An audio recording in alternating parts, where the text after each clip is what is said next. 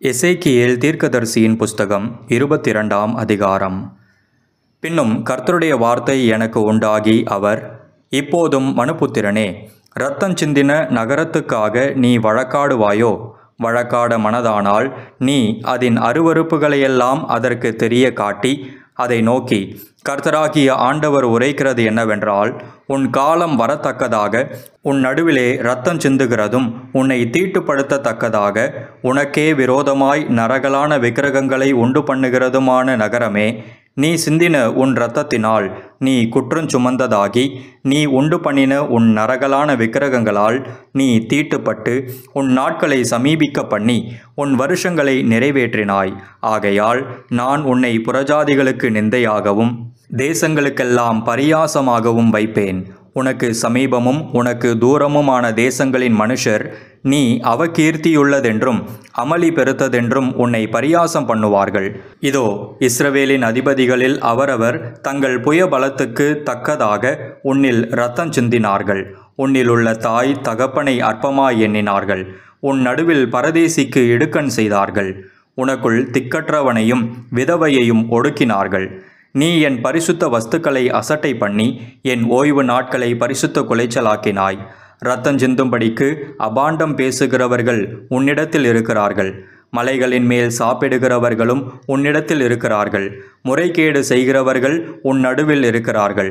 தகப்பனை நிர்வாணமாக்கினவர்கள் உன்னில் இருக்கிறார்கள். தூர ஸ்திரீயை பலவந்தப்படுத்தினவர்கள் உன்னில் இருக்கிறார்கள். உன்னில் ஒருவன் தன் அயலானுடைய மனைவியோடே அருவருப்பானதை செய்கிறான். வேறொருவன் முறைகேடாய் தன் மருமகளை தீட்டுப்படுத்துகிறான். வேறொருவன் தன் தகப்பனுக்கு பிறந்த தன் சகோதரியை பலவந்தம் பண்ணுகிறான். இரத்தம் சிந்தும்படிக்கு பரிதானம் வாங்கினவர்கள் உன்னில் இருக்கிறார்கள். நீ வட்டியையும் பொலிசையையும் வாங்கி பொருளாசையினால் உன் அயலானுக்கு இடுக்கண் செய்து என்னை மறந்து போனாய் என்று கர்த்தராகிய ஆண்டவர் சொல்லுகிறார். இதோ, நீ அநியாயமாய் சம்பாதித்த பொருளின் நிமித்தமும் உன் நடுவில் நீ சிந்தின இரத்தத்தின் நிமித்தமும் நான் கை கொட்டுகிறேன். நான் உன்னில் நியாயம் செய்யும் நாட்களில் உன் இருதயம் தாங்குமோ? அப்பொழுது உன் கைகள் திடமாயிருக்குமோ? கர்த்தராகிய நான் இதை சொன்னேன், இதை நிறைவேற்றுவேன். நான் உன்னை புறஜாதிகளுக்குள்ளே சிதறடித்து உன்னை தேசங்களிலே தூற்றி உன் அசுத்தத்தை உன்னில் ஒழிய பண்ணுவேன். நீ புறஜாதிகளின் கண்களுக்கு முன்பாக பரிசுத்த குலைச்சலாயிருந்து நான் கர்த்தர் என்று அறிந்து கொள்வாய் என்று சொல் என்றார். கர்த்தருடைய வார்த்தை எனக்கு உண்டாகி அவர், மனுபுத்திரனே, இஸ்ரவேல் வம்சத்தார் எனக்கு களிம்பாய் போனார்கள். அவர்கள் எல்லாரும் குகையில் உள்ள பித்தளையும் தகரமும் இரும்பும் ஈயமுமாயிருக்கிறார்கள். அவர்கள் வெள்ளியின் களிம்பாய் போனார்கள். ஆதலால் கர்த்தராகிய ஆண்டவர் சொல்லுகிறது என்னவென்றால், நீங்கள் எல்லாரும் களிம்பாய் போனபடியினால் இதோ, நான் உங்களை எருசலேமுக்குள் சேர்ப்பேன். வெள்ளியையும் பித்தளையையும் இரும்பையும் ஈயத்தையும் தகரத்தையும் அக்கினியில் ஊதி உருக்குவதற்காக குகைக்குள் சேர்க்கிறது போல நான் என் கோபத்தினாலும் என் உக்கிரத்தினாலும் உங்களை சேர்த்து வைத்து உருக்குவேன். நான் உங்களை கூட்டி என் கோபமாகிய அக்கினியை உங்கள் மேல் ஊதுவேன். அதற்குள்ளே நீங்கள் உருகுவீர்கள்.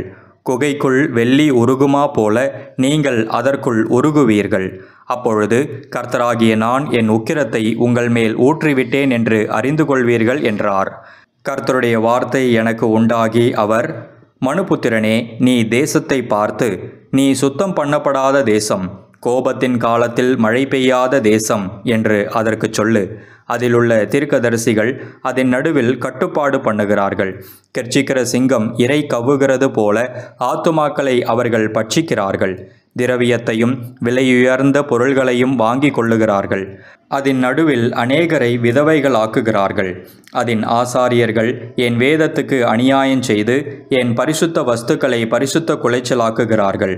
பரிசுத்தம் உள்ளதற்கும் பரிசுத்தம் இல்லாததற்கும் வித்தியாசம் பண்ணாமலும் அசுத்தம் உள்ளதற்கும் அசுத்தம் இல்லாததற்கும் உண்டான வேற்றுமையை காண்பியாமலும் இருந்து என் ஓய்வு நாட்களுக்கு தங்கள் கண்களை மூடிக்கொள்ளுகிறார்கள்.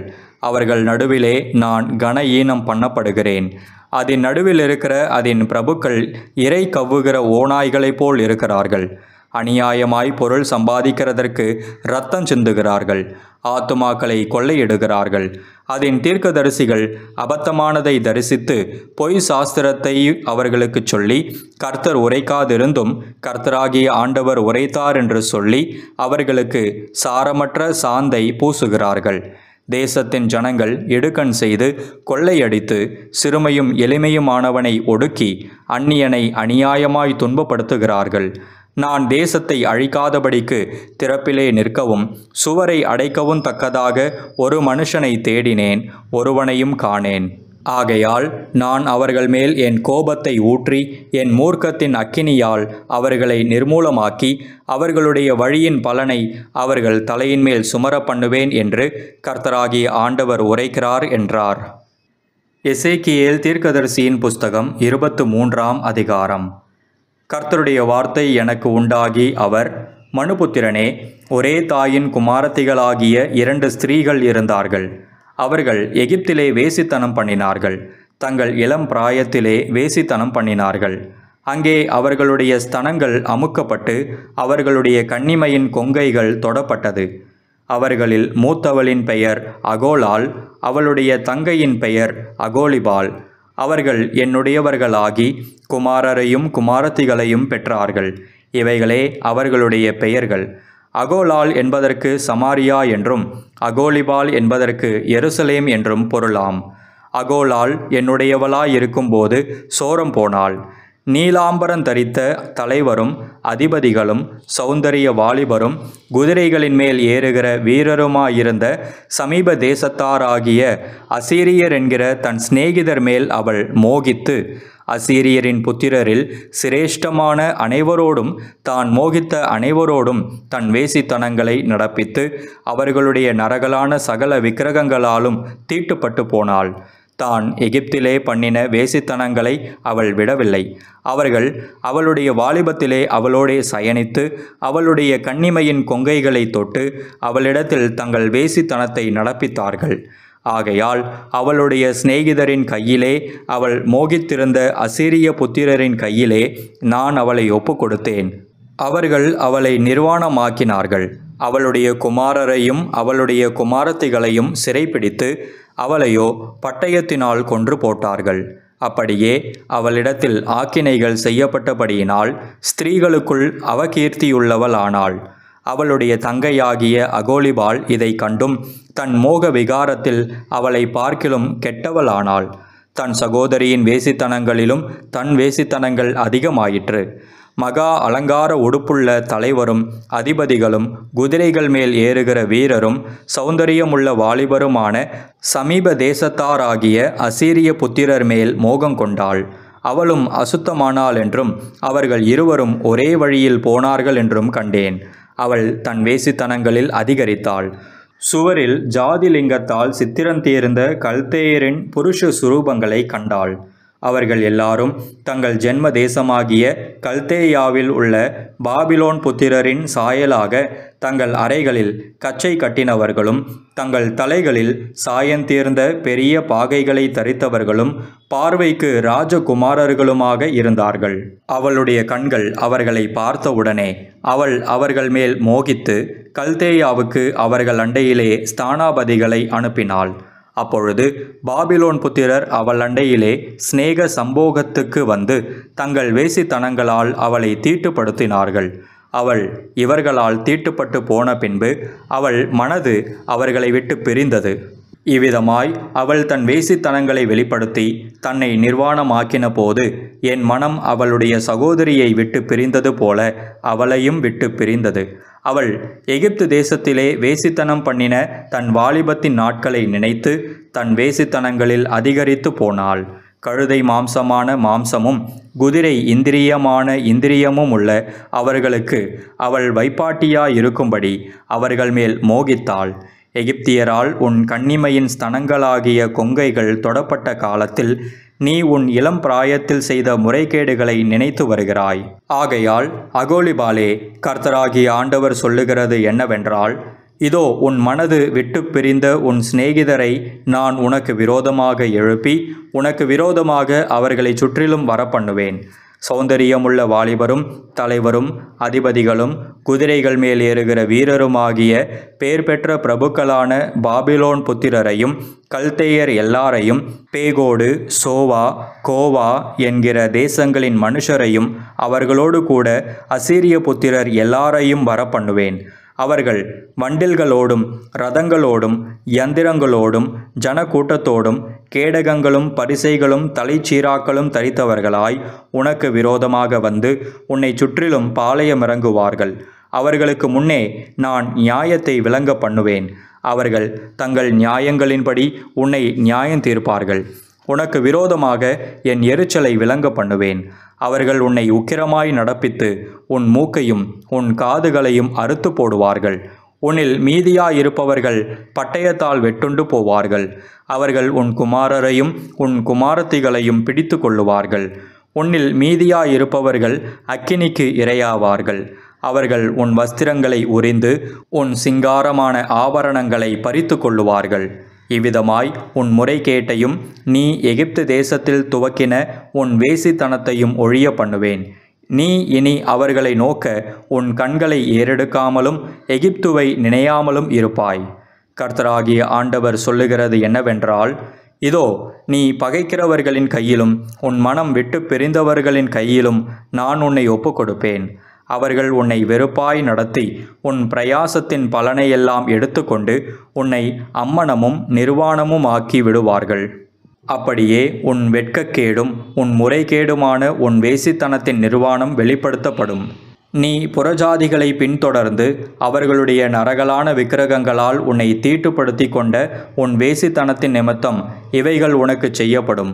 உன் சகோதரியின் வழியிலே நீ நடந்தாய். ஆகையால் அவளுடைய பாத்திரத்தை உன் கையிலே கொடுப்பேன். கர்த்தராகிய ஆண்டவர் சொல்லுகிறது என்னவென்றால், நீ உன் சகோதரியினுடைய ஆழமும் அகலமுமானதும் நிறைய வார்க்கப்பட்டதுமான பாத்திரத்தை குடித்து நகைப்பும் பரியாசமும் ஆவாய். சமாரியா என்னும் உன் சகோதரியினுடைய பாத்திரமாயிருக்கிற பிரமிப்பும் பாழ்கடிப்பும் என்கிற பாத்திரத்தால் வெறியினாலும் சஞ்சலத்தினாலும் நிறையப்படுவாய். நீ அதில் இருக்கிறதை குடித்து உறிஞ்சி அதன் ஓடுகளை உடைத்து போட்டு உன் ஸ்தனங்களை கீறி கொள்வாய். நான் இதை சொன்னேன் என்று கர்த்தராகிய ஆண்டவர் உரைக்கிறார். ஆகையால் நீ என்னை மறந்து என்னை உனக்கு புறம்பே தள்ளிவிட்டது நிமித்தம் நீ உன் முறைகேட்டையும் உன் வேசித்தனங்களையும் சுமப்பாய் என்று கர்த்தராகிய ஆண்டவர் சொல்லுகிறார். பின்னும் கர்த்தர் என்னை நோக்கி, மனுபுத்திரனே, நீ அகோலாலையும் அகோலிபாலையும் குறித்து வழக்காட மனதானால் அவர்களுடைய அருவருப்புகளை அவர்களுக்கு தெரிய காட்டு. அவர்கள் விபச்சாரம் பண்ணினார்கள். அவர்கள் கைகளில் இரத்தமும் இருக்கிறது. அவர்கள் தங்கள் நரகலான விக்கிரகங்களோடே விபச்சாரம் பண்ணி தாங்கள் எனக்கு பெற்ற தங்கள் பிள்ளைகளையும் அவைகளுக்கு இரையாக தீக்கடக்க பண்ணினார்கள். அன்றியும் அவர்கள் என் பரிசுத்த ஸ்தலத்தை அந்நாளிலே தானே தீட்டுப்படுத்தி என் ஓய்வு நாட்களை பரிசுத்த குலைச்சலாக்கினார்கள். அவர்கள் தங்கள் பிள்ளைகளை தங்கள் நரகலான விக்கிரகங்களுக்கென்று பலியிட்ட பின்பு அவர்கள் என் பரிசுத்த ஸ்தலத்தை பரிசுத்த குலைச்சலாக்க அந்நாளில்தானே அதற்குள் பிரவேசித்தார்கள். இதோ என் ஆலயத்தின் நடுவிலே இப்படி செய்தார்கள். இதுவும் அல்லாமல் தூரத்திலுள்ள புருஷரிடத்திற்கு தூது அனுப்பி அவர்களை வரவழைத்தார்கள். அவர்கள் வந்தார்கள். அவர்களுக்கென்று நீ குளித்து உன் கண்களில் மையிட்டு கொண்டு ஆபரணங்களால் உன்னை அலங்கரித்து சிறந்த மஞ்சத்தின் மேல் உட்கார்ந்து கொண்டாய். அதன் முன்னே ஒரு பீடம் ஆயத்தம் பண்ணப்பட்டிருந்தது. என் தூப வர்க்கத்தையும் என் எண்ணெயையும் அதன் மேல் வைத்தாய். அவளிடத்திலே அந்த சந்தடியின் இரைச்சல் அடங்கின பின்பு ஜனத்திரளான புருஷரையும் அழைத்தனுப்பினார்கள். சபேயர் வனாந்தரத்திலிருந்து கொண்டு வரப்பட்டார்கள்.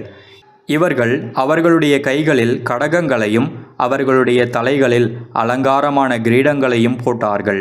விபச்சாரங்களில் கிழவியானவளை குறித்து அவள் இன்னும் தன் வேசித்தனங்களை செய்வாளோ என்றேன். பரஸ்திரீயினிடத்திலே பிரவேசிக்குமா போல அவளிடத்தில் பிரவேசித்தார்கள். இந்த பிரகாரமாக முறைகேடானவர்களாகிய அகோலாளிடத்திலும் அகோலிபாலிடத்திலும் பிரவேசித்தார்கள். ஆகையால் விபச்சாரிகளை நியாயந்தீர்க்கிற பிரகாரமாகவும் இரத்தஞ்சிந்தும் ஸ்திரீகளை நியாயந்தீர்க்கிற பிரகாரமாகவும் நீதிமான்கள் அவர்களை நியாயந்தீர்ப்பார்கள். அவர்கள் விபச்சாரிகள். அவர்களுடைய கைகளில் இரத்தம் இருக்கிறது. கர்த்தராகிய ஆண்டவர் சொல்லுகிறது என்னவென்றால், நான் அவர்களுக்கு விரோதமாய் ஒரு கூட்டத்தை வரப்பண்ணி அவர்களை அலைச்சலுக்கும் கொள்ளைக்கும் ஒப்புக்கொடுப்பேன். அந்த கூட்டத்தார் அவர்களை கல்லெறிந்து தங்கள் பட்டயங்களால் வெட்டி போடுவார்கள். அவர்களுடைய குமாரரையும் அவர்களுடைய குமாரத்திகளையும் கொன்று அவர்களுடைய வீடுகளை அக்கினியால் சுட்டெரிப்பார்கள். இவ்விதமாய் எல்லா ஸ்திரீகளும் புத்தியடைந்து உங்கள் முறைகேடுகளை செய்யாதிருக்கும்படி முறைகேட்டை தேசத்தை விட்டு ஒழிய பண்ணுவேன். உங்கள் முறைகேட்டை உங்கள் மேல் சுமத்துவார்கள். அப்பொழுது நீங்கள் உங்கள் நரகலான விக்கிரகங்களை சேவித்த பாவங்களை சுமந்து நான் கர்த்தராகிய ஆண்டவர் என்று அறிந்து கொள்வீர்கள்.